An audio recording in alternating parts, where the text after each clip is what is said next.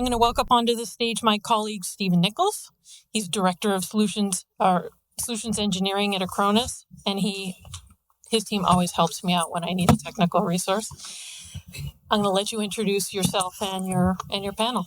Excellent. Thank you very much. Thanks, everyone, for coming out. We're hopefully have an interesting discussion, and you'll get something out of it. So first of all, yes, my name is Stephen Nichols. I run solution engineering in North America.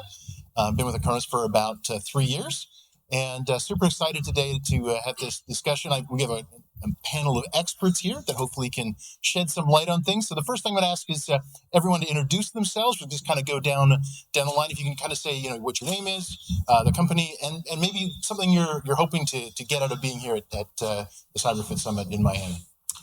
I'm Scott Harris. I am the CEO at eGenera, who is a cloud provider, the wholesale cloud provider. Been with the company for 17 years. And I'm here to network and learn something new. Awesome. Hi, Michael Frisby. I'm the Senior Vice President of Cloud Services at Infinigate, who just acquired Vuzion, which is a business I founded 6 years ago. In terms of out of the summit, really hoping to help Ronan win the Cyber Dragon Cup tomorrow morning, because he's the real Irishman. Yeah, unfortunately, Pat's going to win, but thank you. Motti, do you want to introduce? I'm Motti Elloul. I'm the VP of Customer Success and Incident Response for Perception Point. We are providing the email security for Acronis. Been with Perception Point since the beginning, 5 years ago, and I just want to meet as many Acronis partners as possible in the summit. Excellent, thank you. And Martijn? Hi, I'm Martijn, founder of Computicate, and like Oleg Menikov just announced at his roadmap presentation, I'm also now working for Acronis, building the advanced automation pack, which brings ticketing, billing, etc. to our platform, and I'm basically here for that announcement and also to show the world what we have so far. So please come and visit the expo, and I can show it to you. Awesome. Thanks, everyone. So basically what we're here today to talk about is the challenges around the labor shortage, right? The market has been, very difficult the last little while in order to acquire talent. And we're really looking at how can we mitigate some of that? But first, I wanted to kind of get your thoughts on, are we coming out of the woods? Is this something that, is going to end soon, or is this kind of becoming the new norm? So we'll start at the far end. Maybe, you have some opinion on that. Yeah. Well, I think this will not go away. I think it will become worse. Actually, this morning when they told there are like 3.5 million vacancies for security specialists, with a little math, and it's not like exact science, of course, but I calculated that even I'm from Holland, we would need like a full year graduate, 1/3 of it, for entire country to cover that for just our part. So, and I don't think it will go away. Okay. Yeah, I really agree on, part of our problem is security people. We're not generating revenue, right? So we're, and we're always asking for more resources and more tools. So, it doesn't seem like it's going away. Any contrary opinions to that? No. I think it is.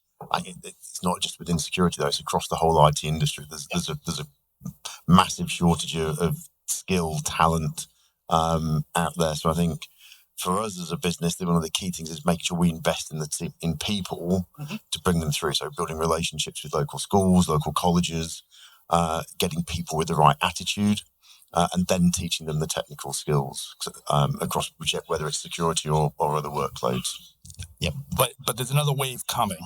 It's going to get worse because it's going to get regulated, right? We've already started to see. I think all the people that work in security and government all over the world, they will go through their entire background. That's not something we're paying attention to yet. The labor shortage is already bad.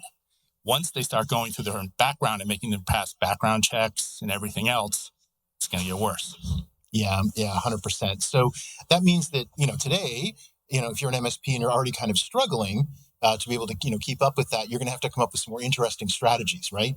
Outside of you there's a limit to how much you can pay, and if there's a finite number of people to fill what feels like an infinite number of positions sometimes. So let's talk a little bit about that. Let's talk about certainly people talk about automation and AI and what that can be done, but let's talk a little more concretely about that. So Motti, why don't you do you have some examples of how AI specifically might be able to mitigate that shortage? You can be either use less people or be more efficient with the people that you have? Yes, I think that's it's something that you should probably expect from your vendor. And that's something, on the vendor side, we see that and that's what we expect ourselves to do in order to make it easier on our customers. We know that there is this shortage. We know that they cannot deal with all the events that we're dealing with. So we have to build our tools also with a service around it, and help them with dealing with their security in the organizations that they protect. Yeah, really good point. I think it's not just MSPs that have to help solve this problem. It needs to be the entire ecosystem, right? So vendors are part of that. So Scott, what about from your point of view, how would AI be something that could be used to kind of help mitigate that? So AI is just an evolving, we call it an evolving technology by itself, and it can do so much for pattern matching and identifying things where we don't have the human time and talent or speed to do it. So the more AI we build into these applications that are scanning our mail or scanning our systems, just helps take care of a larger user community with a smaller amount of people, because it's all about filtering that information up that needs to actually have a human decision. Right, and then the humans can focus on the decision-making process, and they've got data where the analysis has already been done. Right. Okay, that makes until Skynet's here. Well, yeah, then it'll just make the decisions for us. Any other thoughts on that? Anyone else from the panel want to kind of chime in? Building on Motti's point, I think it's very much incumbent on the vendors to drive that level of investment in the AI and the ML inside of the products. But if we look across all of the vendors that we work with, all of them are building in and investing in that level of capability in the products, whether it's what we see with Microsoft, whether it's with Acronis, whether it's Mimecast with others. Everybody's building that level of capability in. And in terms of being able to drive and automate responses when you start to see threats and alerts, and to make sure that immediate action's being taken, is really key. But it's not just about the way you manage the security piece, it's across that entire value chain as well, of working as an MSP. How do you streamline and help them streamline their operations, everything from placing the orders with the original customers, making it easier to support the customers, giving the customers more self-service. So it's not just in the area of cybersecurity that you need to be focusing on around that automation piece. It's across that whole spectrum of your business, I think. No, that makes a lot of sense. And I think automation in particular is, one of the great bridges to be able to, the more you can automate things, the easier it's going to be, again, to have those repetitive tasks done. You think back, to the time when you were running your business off of, 3 or 4 different systems, and you had to enter the same information multiple times. And so, it's also about those integrations as well. So, from an automation, I understand you might know a little bit about how to automate things. Do you want to chime in about how that sort of works and why that might be of value? Yeah, absolutely. So I think there are a couple of things to it. Well, one is that I think that we already made big leaps when it comes to making the work more efficient. So I run an MSP for 13 years. So in the beginning, we would be sending engineers on site. They would be spending time in their car. Then we got the RMM and got rid of that. And then we got rid of the first versions of Windows, so we had less crashes. And so we made big leaps. And now, yes, with automation, we can make those tasks more straightforward and easy to follow up on. But I think a very important aspect of that is to also with advanced automation and Acronis, we will have all that data from all these different angles available in one system. So we don't rely on needing to pull that data from different systems and make sense of it.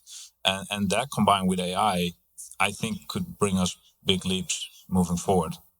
Yeah, I think it's often about doing more with less, right? So you Yes. have fewer resources, so the more you can pull that information up and give visibility into the important places, so you can actually take action on those things. Absolutely. Yeah, and then in the future, putting automation, robotic process automation, stuff like that on top, we can make sure that the stuff that ends up with the security specialist is like the piece that, well, the whole piece, without having to do manual collection, and they can do their, the stuff that they're good at without spending too much time on the obsolete tasks that they don't want to spend time on.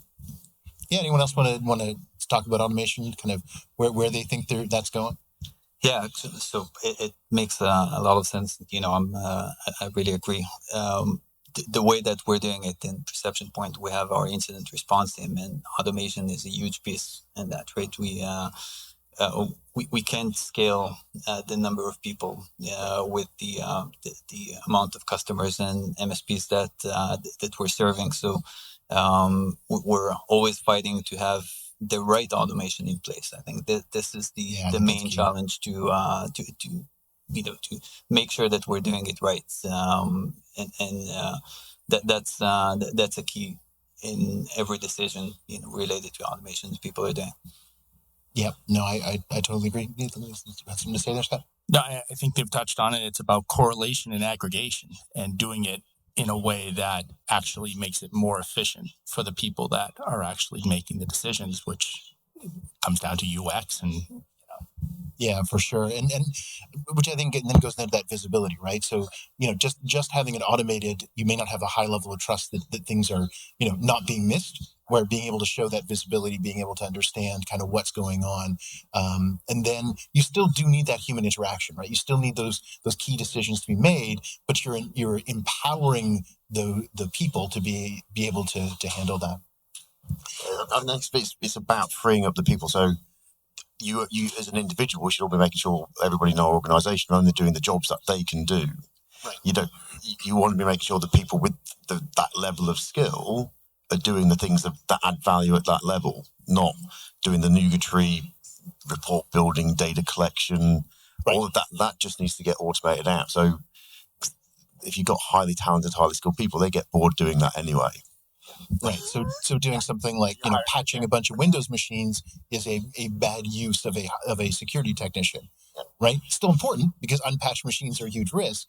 But when you can automate that type of thing, now I mean that's a very simple example, but again, focusing on utilizing their skills in order to be solving problems, either actively or proactively, but not having to do those making sure everybody has meaningful work. Yep. If people just don't want to be doing that boring, repetitive. And that actually helps to solve another side of the problem as well, I think, because it's not just about acquiring talent, but retaining talent. And if someone doesn't feel they're making a meaningful contribution, it's going to be less likely that they're, going to stick around for the long haul. And scale. Yeah. They have to do as many, because everything's getting bigger. Yeah, 100%. So talking a little more about the people, like if we're looking, in a market where it's hard to, acquire talent, maybe you can't hire your ideal candidate. What's the most important things you look for when you're hiring, technical resources? Are there some soft skills you look for? Is there, certain types of qualities, or are you just looking for experience? What is it that you're in a difficult market? What's the most important thing that you're looking to identify in candidates? I touched on this earlier. I think for me, it's regardless of the role within the organisation, it's always hiring for attitude. Mm-hmm. So it's we try and foster a real learning culture within the organisation as well. So we sort of try and allocate between 5 and 10% of everybody's time is to be spent on learning.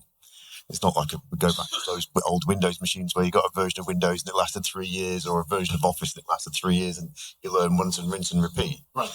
You're in a world where there's hundreds of new things coming out every month in terms of functioning capability of the platforms and tools you're selling, as well as the 10,000 malware variants created while we've been setting up here in the last 15 minutes. So, just that there's so much new happening. You have to give people time to learn within their day-to-day job. You can't just keep them nose to the grindstone day in, day out. So they're going to become de-skilled very quickly. And you want people who have got an open mindset to learning, will work and share with others. And I'd rather have somebody with the right attitude and we'll teach the skill. Now, over time, when you get to the top end, you need the experience ultimately for those very senior engineers. But ultimately, even you bring in and developing our own talent. That makes a lot. Yeah, I think definitely thinking about not just what you're doing to bring them in, but what's their journey going to look like while they're working for you. So you got something to say, Motti? Yeah, I think I would probably look for good operators, obviously, other than the technical skills that people, we require them to have. But dealing with different systems, dealing with all the tasks that they're doing, I think that if they are good operators, and and you count on your vendors that will take or will take some of the load on themselves, that's probably a key in what I would look for. Perfect. You have something to add to that? What do you look for when you're hiring? I don't know if everybody has the same thing, but when I'm dealing with security people, particularly, I tend to put them in 3 categories. They tend to either be, shall we say, product connected people. They have an expertise, they have a certification. That's what they know it very well, but doesn't mean they're going to be flexible outside of it.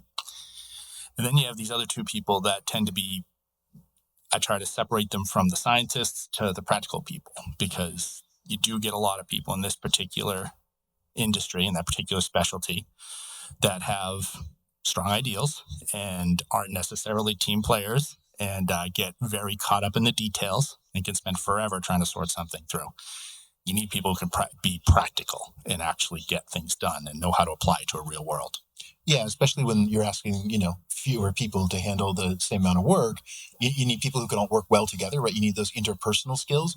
But you're right. You need people who are actually there to solve the problem, not to make sure every single box is checked. Or berate the user after they've called them 12 times about not clicking on the attachment, but they keep clicking on the attachment. People are always going to click on the attachment. Yeah. Like that's just the reality. So accept it. Yeah, unless of course they're using perception points, then they'll never see the attachment, so they exactly hide the attachment. Yeah, exactly. Anything you want to add to that? Well, I agree with hire for attitude, and also because the type of skills we need, people will not learn at school. So it means that if we try to hire someone with the experience, we're basically saying we expect someone else to train them, and we don't have the luxury to wait for that or expect others to do that. Yeah, no, I agree. I think, particularly, with, within security, the length of time, if we people go through a formal education, it's going to delay them entering into the workforce. But on top of that, they may have the theoretical knowledge, but they don't have the day-to-day ability necessarily to solve the problems when they come out. Exactly. Yeah. Yeah, 100%. So I like to think of basically when you have a problem, you can throw 3 things at it. You can throw people at it, you can throw technology at it, or you can throw process at it. So, we've kind of talked a little bit about the people. We've talked a little bit about the technology from AI and from, looking at some of the automation. Let's maybe talk a little bit about process. So, thinking about, as an MSP, what kinds of things, from a process point of view, can you do to improve the efficiency of being able to, again, do more with less? You have that finite number of resources. So, and I don't know who wants to start, but you want to? I mean, for us as an organisation, we're 9,001, we're 20,000, we're 27,000. So it starts with that mindset of being process driven from that level. Then when you start getting into the technology, whether we call it RPA, or whether you talk about automation, or whether you call it runbooks, it's ultimately you're getting the system to do the repetitive tasks for you. But I think you have to have that mindset within the organisation. That process isn't a dirty word. Sales teams don't like it very often. They try to get them to follow the processes. They're probably the worst ones. But to your point as well, trying to some techies want to follow everything to the nth degree as well. So it's getting that balance. But I think it's a mindset, it's a cultural thing. You have to have again, when you're hiring, you want to be hiring people that aren't going to push back against that process. Yeah, exactly. And people who and it's incumbent on us as business leaders to make sure people understand why there is process there, why it's a good thing. So Right. it's about delivering that quality of service and excellence to customers every time. Yep. Not once when you get lucky. Right, exactly. Because honestly, the other side of that coin, right? The cyber threat, the criminals that are out there, they're becoming far more process oriented, right? It's becoming a business for them. It's a multi-trillion-dollar industry, and so they only need to be right once. We need to be right every single day. So I think, having that process is there. We've got just a few minutes that are left. So I thought what we would see is if there's anyone in the audience that has some questions for us. Is there anyone out there who wants to ask any questions of the panel? All right, so everyone, don't rush at once. All right, it's fine. We can continue the discussion without any audience questions. All right, so I was, kind of carrying on with that whole process idea. How do you kind of bring new people on board and get them to kind of buy into what you're doing? What is your process for onboarding a new employee, particularly because maybe they're not going to have the skills, they're not going to have the experience? Is there things that you do in that onboarding process that's going to set them up for success? I can start again from I can talk about our incident response team, and usually the people that we're getting there are juniors that it will be their first or second job in the industry, and building the foundation of what exactly they need to do, and make sure that the processes that we've built so far are the first thing that they're learning is very important, but also to give them and show them a path that beyond the process they can be the ones that develop the next or improve the processes and expand and let us grow as a team. I think that's one thing that is critical for me, and that's what people like being in this team. Nice. I think you said that it has to be a process, so you have. You have to have a strategy. Sometimes it sounds obvious, but yes. You've got to be doing the right things, time in, time out with everybody. I think for me, making sure everybody understands the why. What's the purpose of the business? And then making sure that they understand what the part they're playing within the overall organisation, and that everybody's role within the business is important, and that they know everybody has that part to play, that they can contribute. And are a valued member of the team, regardless of what particular role it is that they're doing within the organisation. So I think that for me is making sure people understand why we exist as a business and what they do. And we have a real structured process where people go and spend time with every department, they spend time with every team, getting to know people across the organisation when they first come in, doing things like buddy systems. So they've always got new people have already got somebody their best work buddy to go and talk to about any problems or questions that they might not want to raise with their manager. So yeah, I was actually watching a video the other day, and somebody was talking about historically a few years ago, people would think, even if I hate my job, even if it's a toxic environment, I have to stay there at least a year, because otherwise it's going to look bad on my resume. It's to the point now where a lot of people are just they're 2 weeks, 3 weeks. They're like, I had an argument with my boss, I'm going to quit. So setting people up for success, making sure that because there are a few toxic environments, but most of the time it's not a toxic environment. It's just there's a little bit of confrontation, a little bit of unease. It's stretching a comfort zone when you start a new job. So making sure they have someone they can go to hey, is this like it? Is it always like this? No. This is like one of the worst days we've had in 2 months. They happen every now and then, but it's not every day. Yeah, exactly. And anything you want to chime in, kind of how you bring new people on board as far as And what do you do to make sure that they're brought up to speed and kind of part of the organization? We made a process of the process. To your point, we have so new people stream in with existing people, and we retrain on processes regularly. Depending on what it is, it could be anything from avoiding phishing to how we handle an incident. And actually, we have people that sort of train the trainers. So the more senior people are training the newer people, tends to help drill it in. And then I don't have to do it. So, so that's sort of it. Perfect. And anything you want to add to that? I mean, I know that you've kind of seen a bunch of people swell up in them. Well, yeah. Well, the experience with that onboarding from my side is more about onboarding people on the automation system, and there's more about standardizing stuff to make it predictable. It's a bit of a different direction, but not really from the employer standpoint. Yeah, no, that's perfect. All right, so I know the clock isn't exactly accurate. We have a couple more minutes than the clock shows, so don't panic. So what I'm gonna do, I'm gonna ask basically one more question. I'm gonna give each of you kind of a chance to chime in. Thinking about the problem, thinking about the fact that it's going to get worse, not better. Thinking about the fact that everyone is competing for those same resources. Automation and AI can help us a little bit. Process can help us a little bit.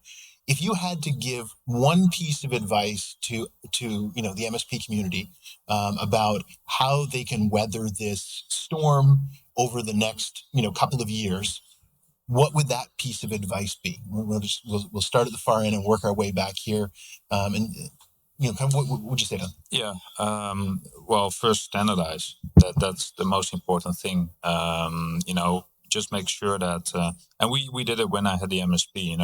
We knew that every device that we managed, it had an RMM agent, it had this antivirus, it had a backup, etc. So we knew that we had sort of a baseline of options to manage. We also had a fixed set of services and agreements and SLAs, and many times I ran into people implementing our automation solution, and they acquired a few companies, and then we came to the topic, let's put the SLAs in the system. How many do you have? Yeah, 14. I'm like, wow, just get that down to 3.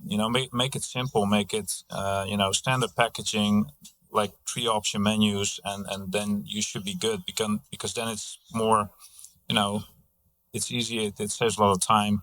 Yeah, that will be my takeaway. Perfect. Motti, what would your advice be to MSPs? For me, it's mostly about the vendor.